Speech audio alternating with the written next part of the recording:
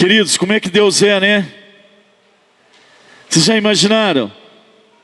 Cara, eu vim para cá moído, triste, contrito de coração.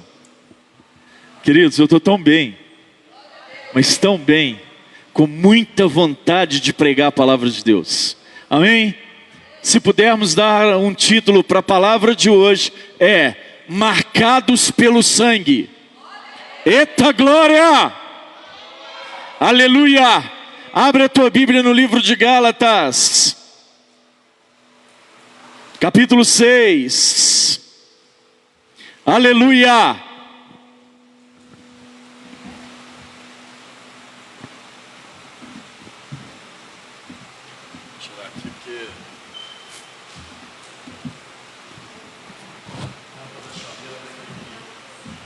Amém?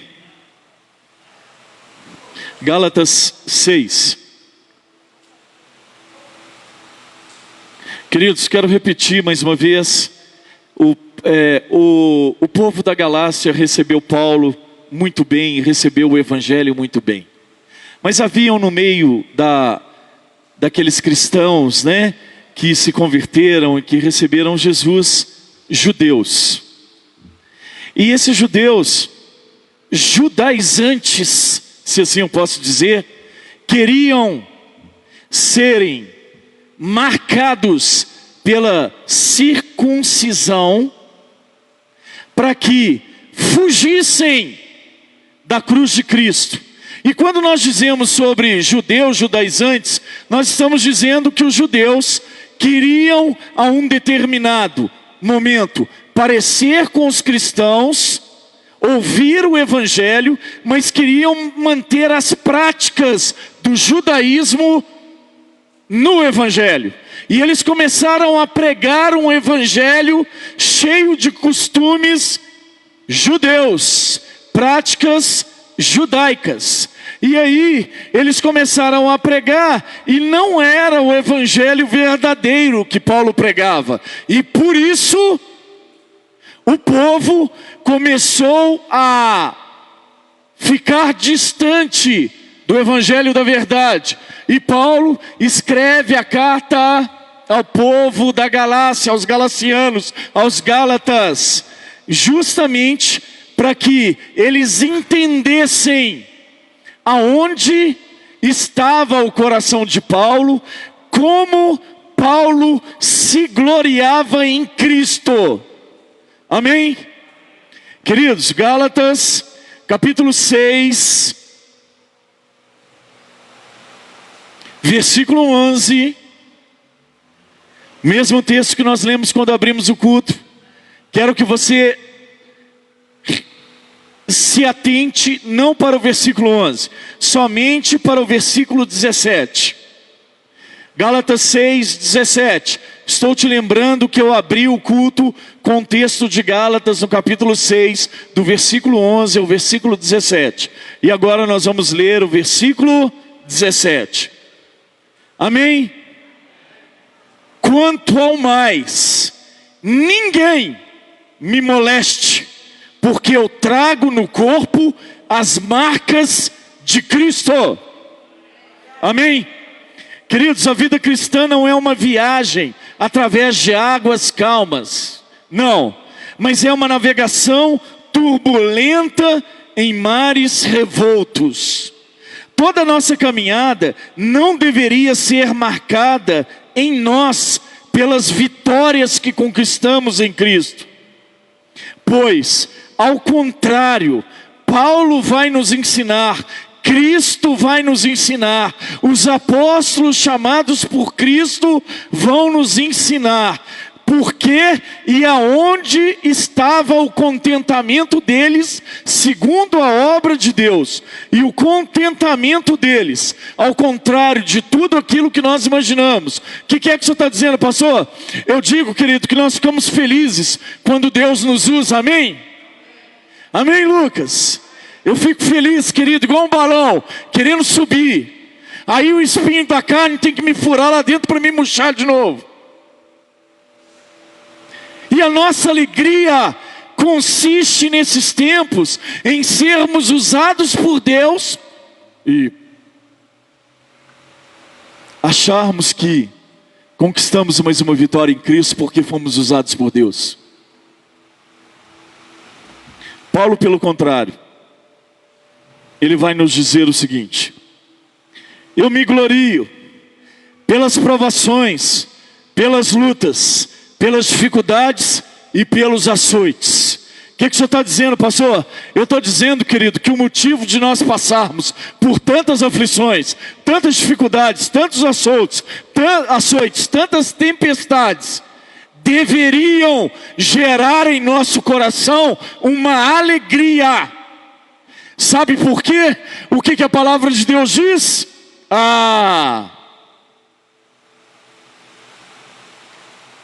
Quando sou fraco,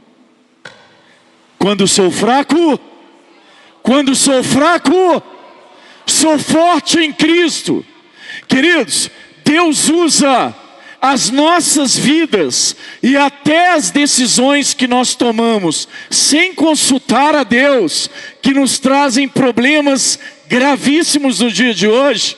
Deus usa até isso pela sua misericórdia para tratar comigo e com você, para moldar o nosso caráter, para fazer-nos entender as verdades do Evangelho. Amém, igreja? Se alguém nos perguntasse hoje, quais são as marcas de Cristo que você carrega? Eita Deus! Naturalmente, nós olharíamos para as nossas lutas e para as nossas dificuldades e diríamos: a marca de Cristo que eu carrego é esse problema que eu ando, é esse problema que eu carrego há tanto tempo, oro há tanto tempo, oro e oro. Opa! Precisamos compreender algumas verdades sobre o Evangelho. Sabe por que razão? Paulo não diz que as marcas que ele leva no seu corpo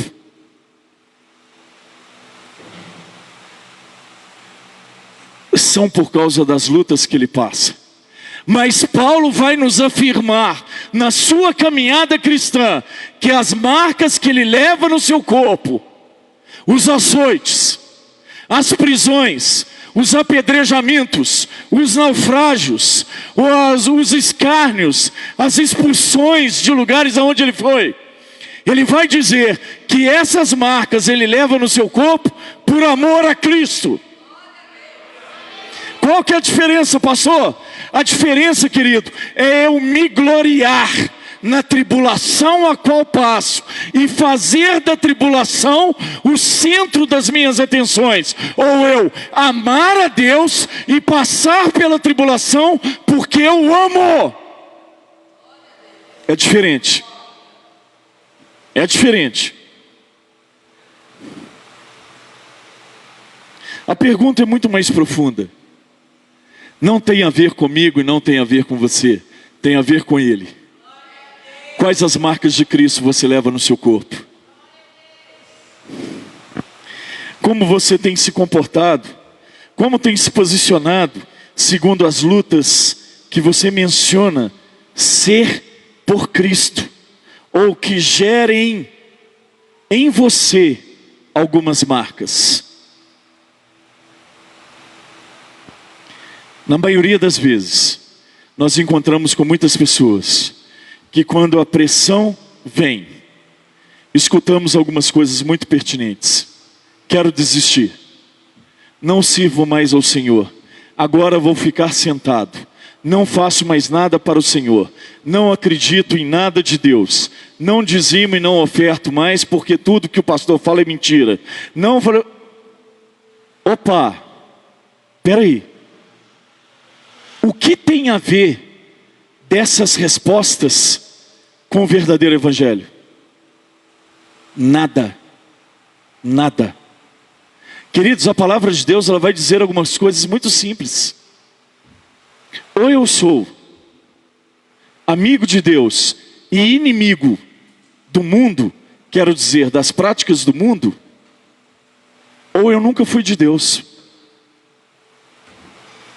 ou eu não conheço e não tenho intimidade com Deus, ou ainda eu não tive uma experiência tão profunda, capaz de mudar o meu caráter. Pastor, o que é que o senhor está dizendo? Eu estou dizendo, querido, que na nossa vida a gente vai errar e vai passar por tribulação e vai cometer erros gravíssimos, até com aquilo que a gente fala. Até com aquilo que a gente fala. E eu fui duramente corrigido e castigado ontem, por uma fala que eu sempre falei com a minha filha. Duramente. E hoje eu fui duramente açoitado por essa fala. Nós vamos cometer erros. Mas a pergunta é: como eu tenho me portado diante disso que estou passando, para que o nome de Cristo seja glorificado? Olha, querido, sabe por que, Evandro, é tão difícil ganhar pessoas para Jesus hoje? Sabe por que é tão difícil evangelizar e encontrar pessoas que aceitam participar de um evangelismo, aceitam servir na obra em relação a um evangelismo? Sabe por que nós falamos tão pouco de Jesus hoje? O motivo não está lá fora, o motivo não está no pastor, o motivo não está na igreja, o motivo está dentro do meu coração. Olha, a maior forma e a mais eficaz forma de contender o pecador é me tornar santo. O que o senhor está dizendo, pastor? As minhas atitudes, as minhas palavras, como eu ando, como eu me porto diante das dificuldades e das pressões da vida, testemunham diretamente de Cristo, para que as pessoas que não conhecem queiram conhecer. E aí, nós somos pegos na contramão, Lucas, e olhamos para a nossa vida e falamos: Pai, me perdoa, Pai, me perdoa, Deus. Quem é que pode se converter ou manter os meus comportamentos da forma que tenho mantido? Pai, quem que eu vou impactar com esse evangelho que eu digo que sigo, que amo?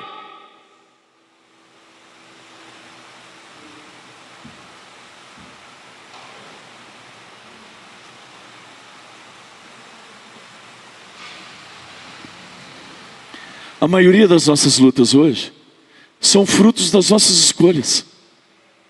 Não tem nada a ver com Cristo, não tem nada a ver com luta espiritual, não tem nada a ver com o ataque de Satanás. Coitado de Satanás. Tudo que acontece foi ele. Ele deve estar: não, essa não foi eu não.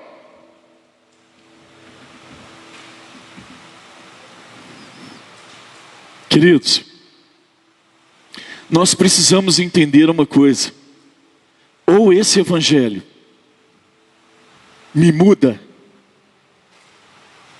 ou eu nunca experimentarei nenhuma das promessas que estão aqui. Nenhuma!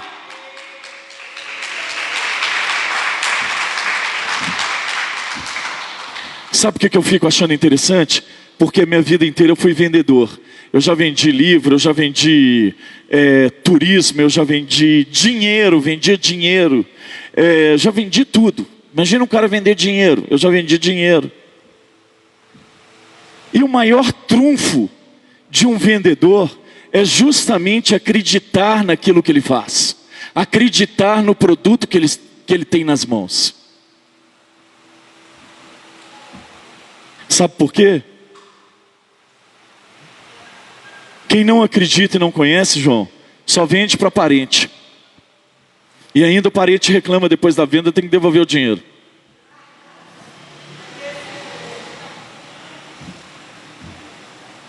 Queridos, eu já falei isso aqui.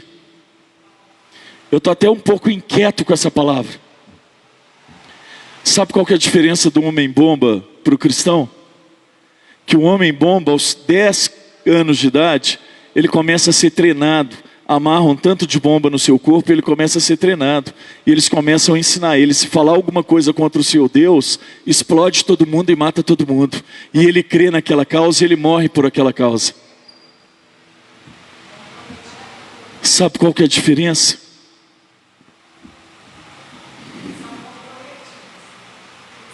muito mais poderoso do que qualquer bomba, muito mais poderoso do que qualquer coisa nesse mundo, e nós não cremos.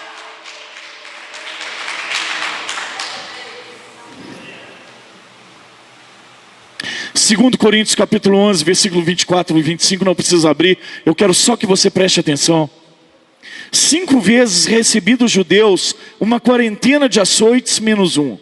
Fui 3 vezes fustigado com varas, uma vez apedrejado, em naufrágio 3 vezes. Uma noite e um dia passei na voragem do mar. Amado, as lutas de Paulo não eram somente lutas carnais, mas eram lutas que refletiam o mundo espiritual. Ele estava fazendo algo para Cristo, ele estava levando o Evangelho, e por isso ele sofria muitos açoites. Nós poderíamos pegar a vida de Paulo e poderíamos discorrer sobre a vida de Paulo inteira. E poderíamos entender o sofrimento de Paulo. Jesus, no momento mais difícil da sua vida, o mais difícil, estava próximo da morte, na cruz do Calvário, no auge da sua agonia, gritou o seguinte: Eloá, Eloá, lama sabachthani, Deus meu, por que me desamparaste? Evangelho de Jesus segundo escreveu Marcos, capítulo 15, versículo 34. Elohim, Elohim, lama sabachthani. Poderíamos, eu e você, nas nossas aflições, gritarmos para Deus: Elohim, Elohim, lama sabachthani, Deus meu, por que me desamparaste na hora da luta? Poderíamos gritar? Poderíamos gritar?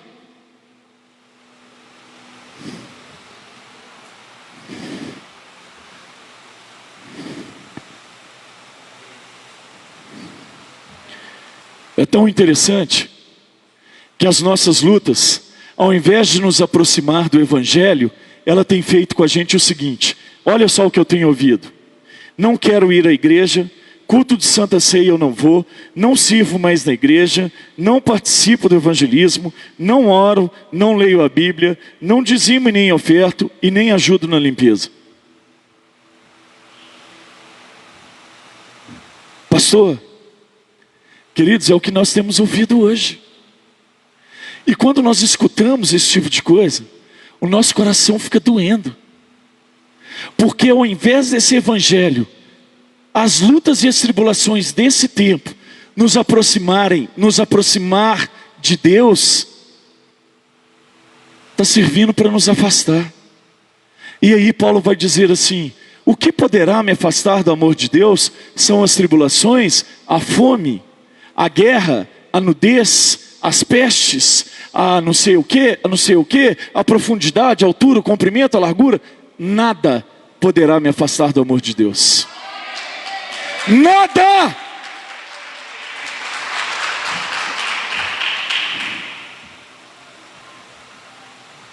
Segundo Coríntios 6, no versículo 4, do versículo 4 ao 10, se você quiser abrir, pode abrir, se não quiser, não precisa abrir. Preste atenção no que eu vou te falar. A palavra de Deus, ela vai dizer algumas características que Paulo vai falar sobre as suas marcas, sobre as marcas de Cristo na sua vida. O que as marcas de Cristo geraram em Paulo?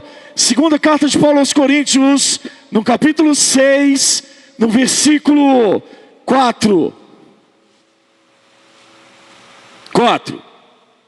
Pelo contrário, em tudo recomendamo-nos a nós mesmos como ministros de Deus, na muita paciência nas aflições, nas privações, nas angústias, nos açoites, nas prisões, nos tumultos, nos trabalhos, nas vigílias, nos jejuns, na pureza, no saber da longanimidade, na bondade, no Espírito Santo, no amor não fingido, na palavra da verdade, no poder de Deus, pelas armas da justiça, quer ofensivas, quer defensivas, para honra e desonra, por infâmia ou por boa fama, como enganadores e sendo verdadeiros, como desconhecidos e entretanto bem conhecidos, como se estivéssemos morrendo, e contudo eis que vivemos, como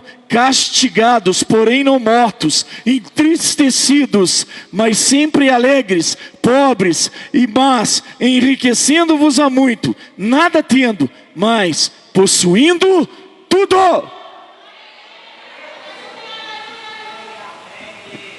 que o senhor está dizendo, pastor?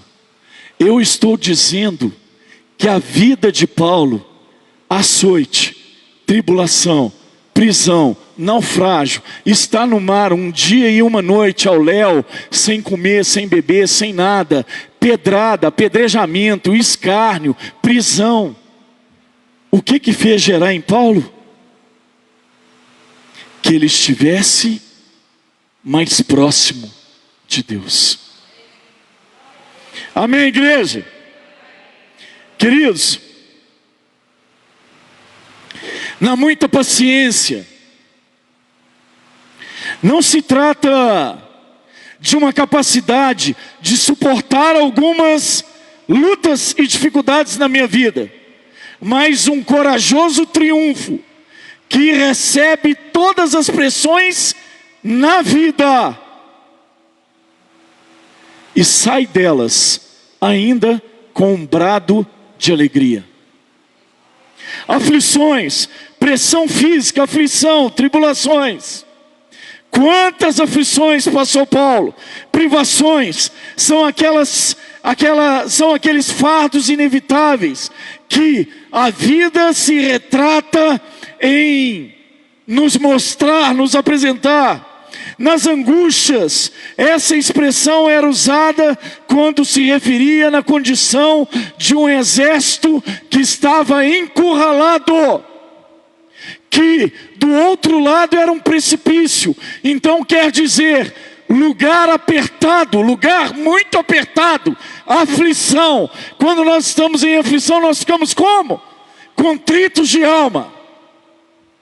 Queridos, açoites,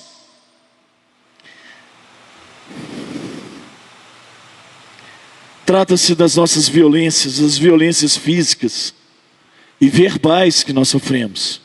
Prisões, Paulo passou por tantas: Filipos, Jerusalém, Cesareia, Roma. Tumulto é estar no meio de uma instabilidade, de uma rebelião, aonde eles querem te matar e querem te julgar e querem descontar em você algo que eles acham que foi você que fez. Mas claro que essas são as tribulações de Paulo, e poderia citar tantas outras. Trabalhos que levam ao esgotamento tanto físico como mental e psicológico.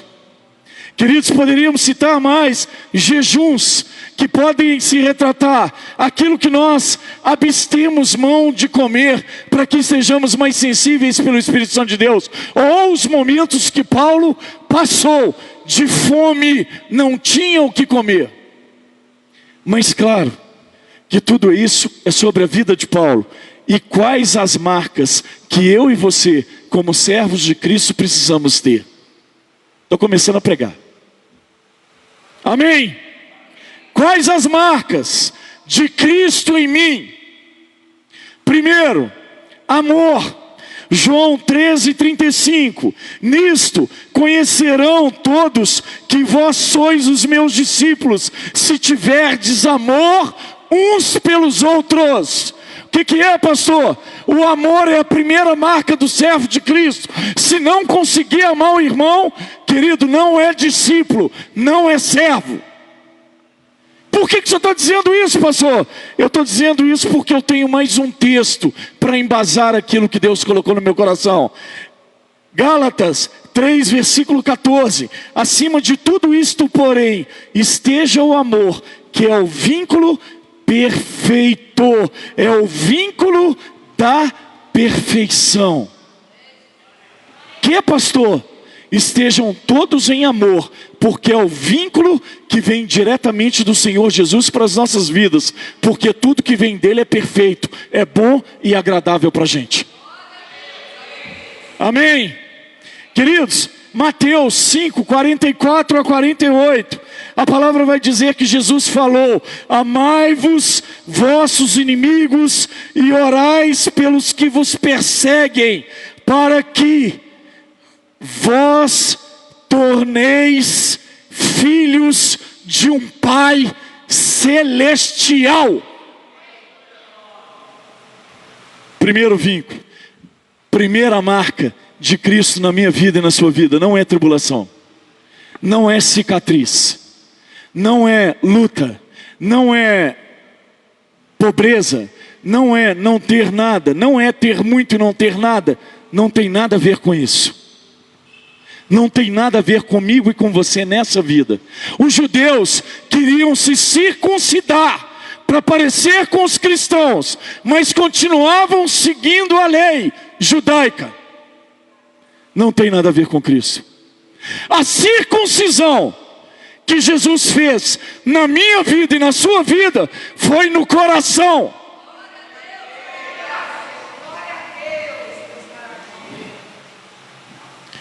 Outra marca que o discípulo de Cristo tem que ter: provação. O discípulo de Cristo tem que ser provado para ser aprovado por Deus. Deus, eu quero ser ungido e quero voar. Ora, todos os dias, 29 horas por dia, jejua 3 anos direto sem comer nada. E aí quando você chegar lá, eu vou deixar você voar. Não, pastor, eu quero cantar igual a Ana Paula. Aqui é? Vive a vida que Ana Paula viveu. Ah, pastor, eu quero pregar igual o Marco Feliciano. Vive a vida que o Marco Feliciano viveu. Né, João? Ah, a partir de hoje eu quero ser igual o João. Vai lá na casa dele passar as provas que ele passa. Está disposto? Eu te faço um convite. Toda aprovação de Deus tem um propósito na minha vida e na sua vida: nos aprovar diante dele. 2 Coríntios 12, 10. Pelo que sinto prazer nas fraquezas, nas injúrias, nas necessidades, nas perseguições, nas angústias, por amor de Cristo, porque quando estou fraco, estou forte. Amém? Romanos 8, 18. Porque para mim tenho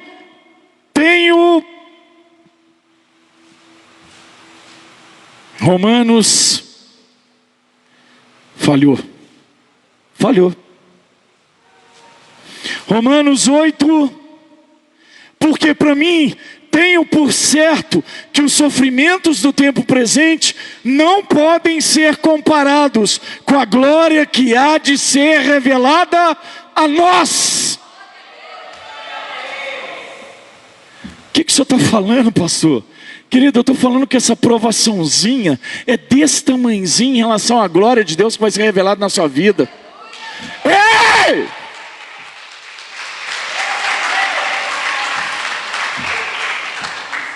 Pastor, mas o senhor não sabe a luta que eu passo.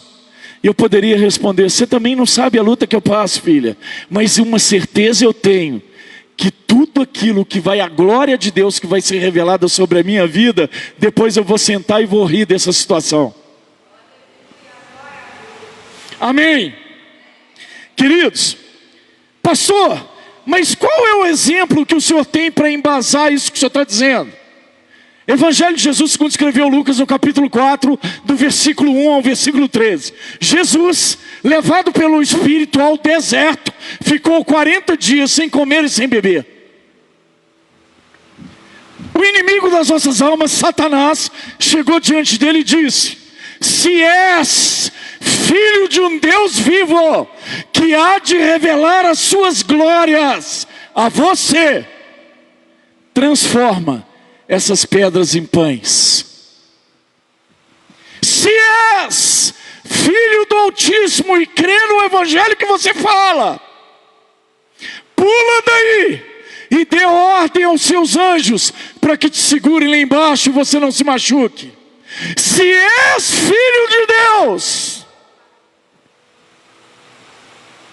e diz que todas as glórias que vão ser reveladas na sua vida é muito melhor do que esse sofrimento de ficar sem comer e beber 40 dias no deserto, se prostre diante de mim, e eu, Satanás, o inimigo das vossas vidas, te darei todos os reinos da terra.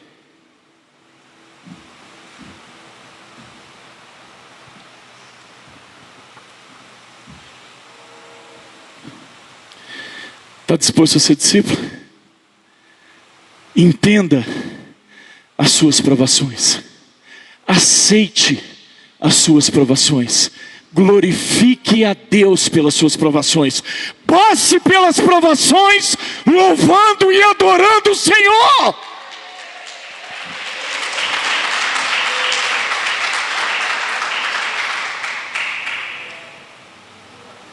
Queridos, terceiro, primeiro o amor, depois a provação, mansidão.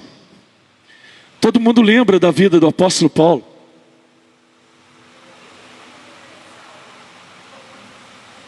Matador de cristão. Todo mundo sabe disso aqui, né? Perseguidor de cristão. O que é que aconteceu? No capítulo 9 de Atos, do versículo 1 para frente, a palavra de Deus vai dizer que ele reuniu-se com os chefes daquele tempo, com os magistrados daquele tempo, e resolveram fazer uma incursão para matar todos os cristãos que eles encontrassem. Só que ele não sabia que ele teria um encontro com Jesus. Paulo era feroz, bravo, destemido, perseguidor, assassino, matador, cruel, sanguinário. Aí a palavra de Deus diz que ele teve um encontro com Jesus. Amém? Mateus 11, 28, Jesus vai dizer o seguinte: tomai sobre vós o meu jugo, que aprendei de mim, porque sou manso e humilde de coração, e achareis descanso para a sua alma. Mansidão. Jesus teve que trabalhar na vida de Paulo para que ele se tornasse um homem manso. Amém? Queridos, Gálatas 3:12. Revesti-vos, pois, irmãos, como eleitos de Deus, santos e amados, de ternos afetos, de misericórdia, bondade e de humildade, de mansidão e de longanimidade. Amém?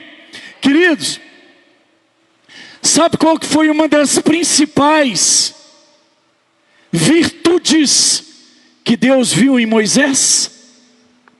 Claro que Moisés teve que ser trabalhado por Deus, porque a história conta que quando Moisés estava vivendo ainda no palácio de Faraó, ele saiu para visitar o seu povo e encontrou alguns soldados espancando um hebreu. Ele voou, ele pegou o soldado hebreu e matou, assassinou o soldado hebreu. Mas aí a palavra de Deus diz que Deus trabalhou em Moisés, e um dos atributos de Moisés é porque ele era um homem manso. Pastor, o que o senhor está falando, pastor? Querido, acompanha comigo. Acompanha.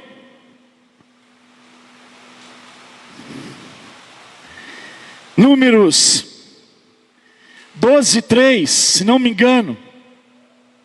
Vamos lá. Só para você ver isso aqui que é muito interessante. Querido, quando eu cheguei para a presença de Deus, eu já comentei isso aqui, era igual um porco espinho. Se a pessoa não aceitasse Jesus, eu batia nela lá na rua. Era assim. Queridos, eu estou indo como um porco espinho filhote, mas está acabando os espinhos. Deus está trabalhando na minha vida, amém? Está trabalhando na sua, querido. Você está recebendo a palavra? Então aplaude e glorifica o Senhor.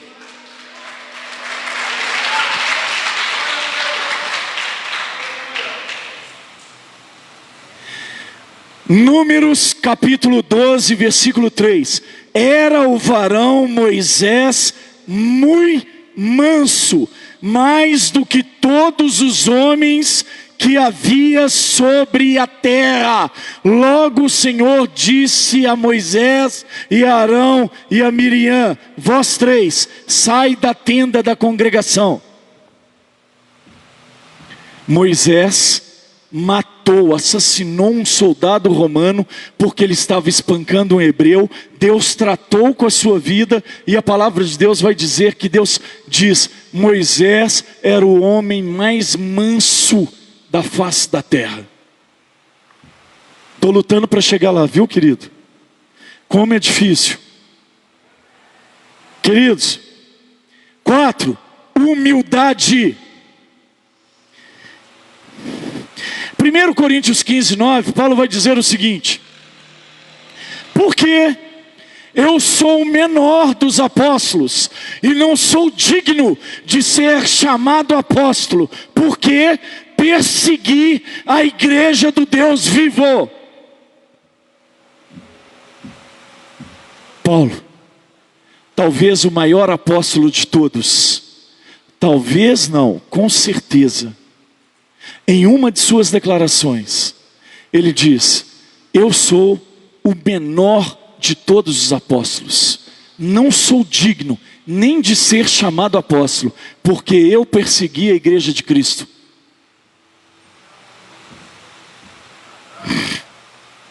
Efésios 4:12, rogo-vos, pois eu, prisioneiro do Senhor, que andeis de modo digno da vocação a que fostes chamados, com toda humildade e mansidão, com longanimidade, suportando-vos uns aos outros em amor. Humildade, humilde. 1 Pedro 5:5, cingi-vos de toda humildade, porque Deus resiste aos soberbos, mas dá mais graça aos humildes. Eu já expliquei isso aqui literalmente, não já? Não já para a igreja? Esse versículo, Deus resiste aos soberbos, mas dá mais graça aos humildes. Eu trouxe um menino aqui na frente, se não me engano foi filho da Núbia e do meu amado Ricardo.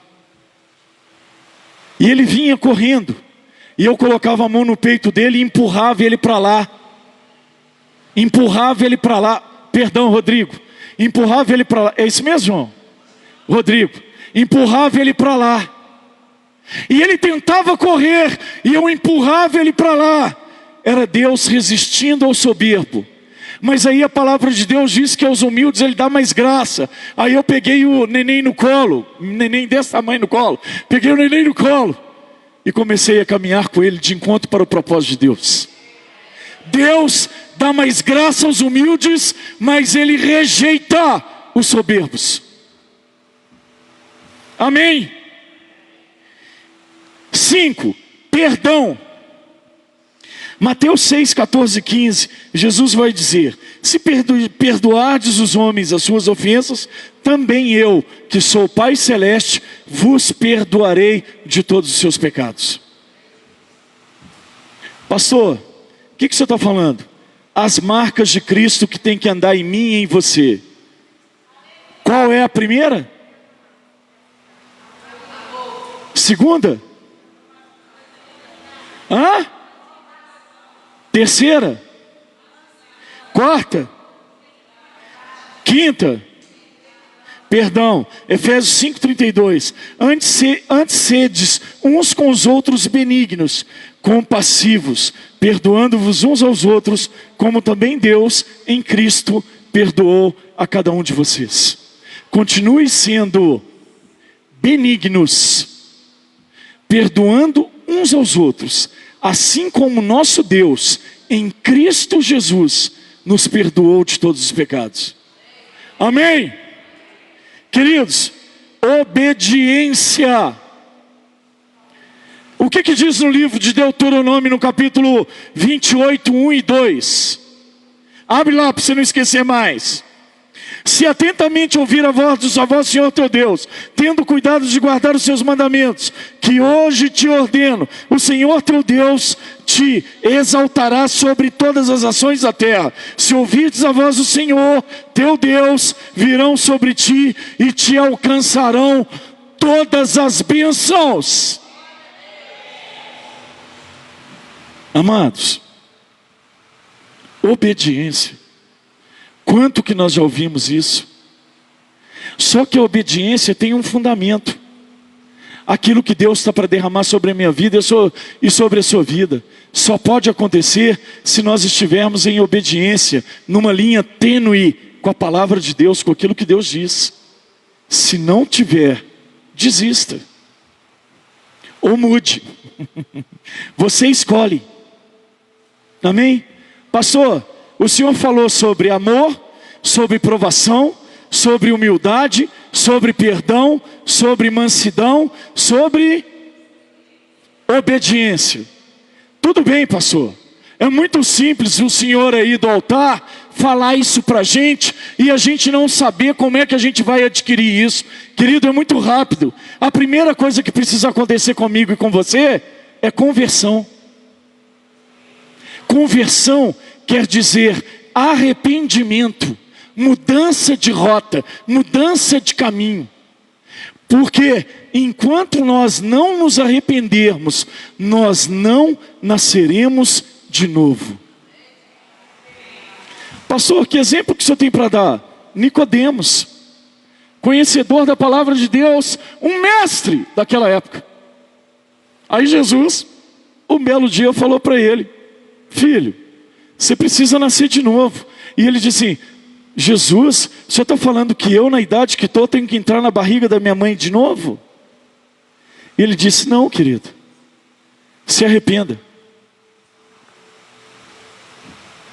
Se não nascer de novo, não tem arrependimento. Se não arrepender, não tem nascer de novo.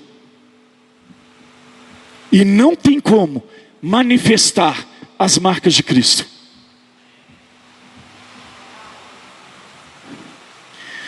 Consagração.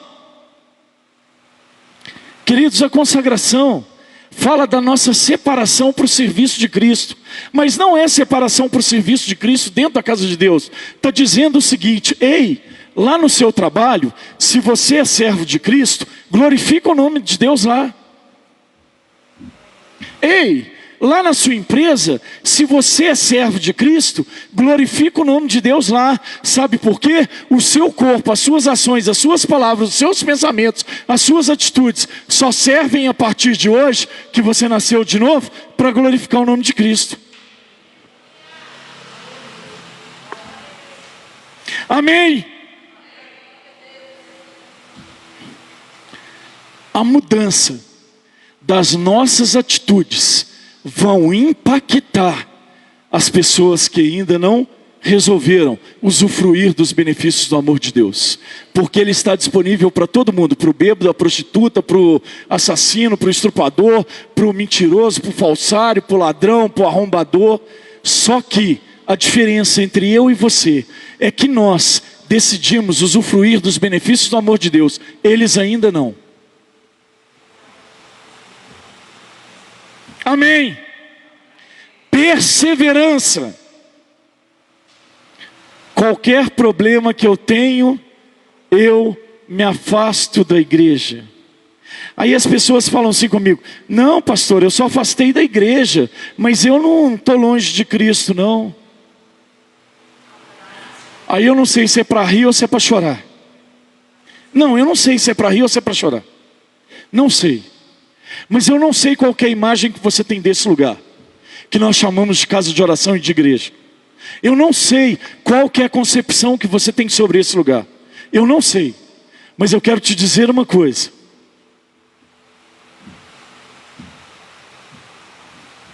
Nunca pode ser substituído por lugar nenhum no mundo. Pastor, mas o senhor é muito radical, a minha casa é muito melhor. Problema seu. Vai nessa verdade, e quando chegar o dia do juízo a gente vai entender. Por quê, pastor? Sabe por quê? Porque a palavra de Deus diz que a brasa fora do braseiro esfria e apaga.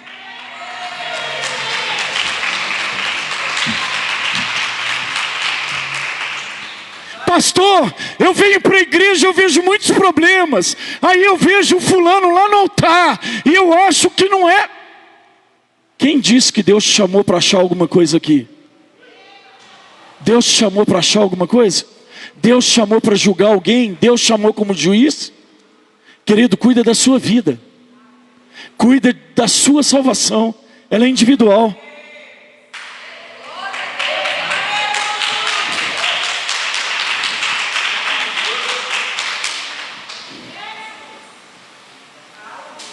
Olha, a maior dificuldade que eu tenho hoje na minha vida é encontrar pessoas perseverantes.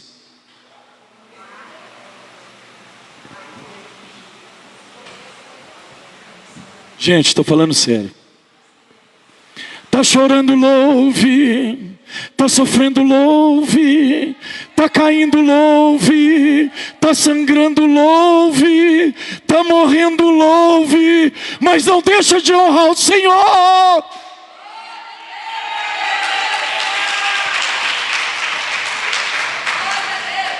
Queridos, perseverança é marca daqueles que nasceram de novo. É marca daqueles que têm as marcas de Cristo. Está arrastando, todo sangrando, mas está adorando o Senhor. Reclama ou adora. Reclama ou adora. Você que decide. Santificação é aquilo que me separa do pecado. Gálatas 5,19 vai falar sobre as obras da carne. Esse eu preciso ler, porque eu já estou terminando. Pô, ninguém falou, já estou terminando. Marlívia, obrigado. Ai, o dia vai acontecer, né? Amém. Glória a Deus. Ora, as obras da carne são conhecidas como prostituição, impureza, lascívia, idolatria, feitiçarias, inimizades, porfias, ciúmes, iras, discórdias, dissensões, facções, invejas, bebedices, glutonarias e coisas semelhantes a essa, a respeito das quais eu vos declaro, como já outrora vos preveni, que não herdarão o reino de Deus os que tais coisas praticam.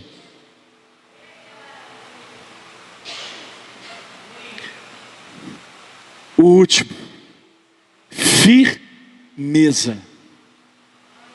Firmeza. Queridos, Colossenses é o último, pode ficar de pé no seu lugar.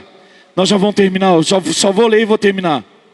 Colossenses 3, 1 a 3, vai dizer: portanto, fostes ressuscitados juntamente com Cristo, buscai as coisas do alto, onde Cristo vive assentado à direita de Deus. Pensai nas coisas do alto, não nas coisas que são aqui da terra, porque morrestes, para a vossa vida está oculta juntamente com Cristo em Deus. Quando Cristo, que é a nossa vida, se manifestar, então vós também sereis manifestados com Ele em glória. Queridos, está falando sobre mudar o meu jeito de pensar, o meu jeito de falar, o meu jeito de querer e o meu jeito de viver.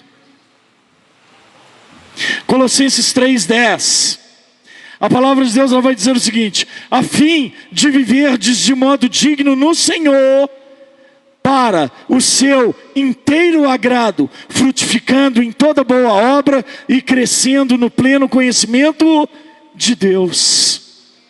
Ei, frutificar em Deus, para o pleno conhecimento de Deus, fazendo a sua obra, está falando da nossa aparência com Cristo. Ei, o João parece com Cristo, porque ele tem frutificado. Ei, o Anderson parece com Cristo, porque eu tenho visto os frutos de Cristo na vida dele. Ei, está falando da nossa aparência em Cristo, da nossa mudança de pensar, de viver, de olhar e de querer. Depois falando sobre a nossa aparência, e depois vai falar sobre o último, o cheiro de Cristo que precisa exalar de nós. Amém? 2 Coríntios, não precisa abrir, nós vamos acabar agora. 2 Coríntios 2, o versículo é o versículo de número... 2 Coríntios 2. 2 Coríntios 2. Só um minutinho, gente, já estou terminando o culto. 2 Coríntios 2. Graças, porém, a Deus, que em Cristo sempre nos conduz em triunfo, por meio de nós, manifesta em todo lugar a fragrância do seu conhecimento, porque nós somos para com Deus o bom perfume de Cristo, tanto nos que são salvos, como nos que se perdem. As marcas de Cristo precisam gerar em nós esse conhecimento da necessidade de nascer de novo, de se consagrar, de ter perseverança, de santificação e de firmeza no Senhor. A minha palavra é uma só. Eu falei que vou nadar e eu vou nadar. E vai ser agora, que eu estou com calor. Amém? Sim, sim. Não, não. Se você entendeu, aplaude e glorifica o Senhor.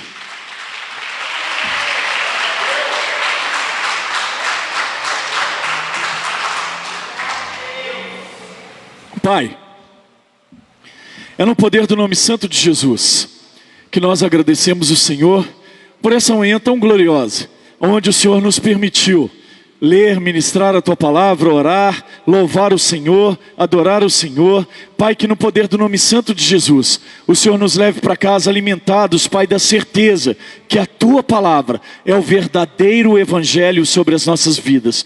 Pai, que não existe facilidade, que não existe evangelho de receber, que não existe evangelho de coisas boas sobre a nossa vida, mas que o evangelho requer de nós, antes, uma renúncia de posicionamento, de entendimento, de compreensão, de palavras e de atitudes e de modo de viver, para que aí sim nós possamos usufruir de todos os benefícios que o Senhor já determinou e prometeu para nós. No poder do nome santo de Jesus, assim nós oramos e te agradecemos em nome de Jesus. Que o amor de Deus Pai, que a graça do nosso Senhor Jesus Cristo e que as doces consolações do Santo Espírito de Deus sejam com todos vocês, hoje e para todo sempre, em nome de Jesus.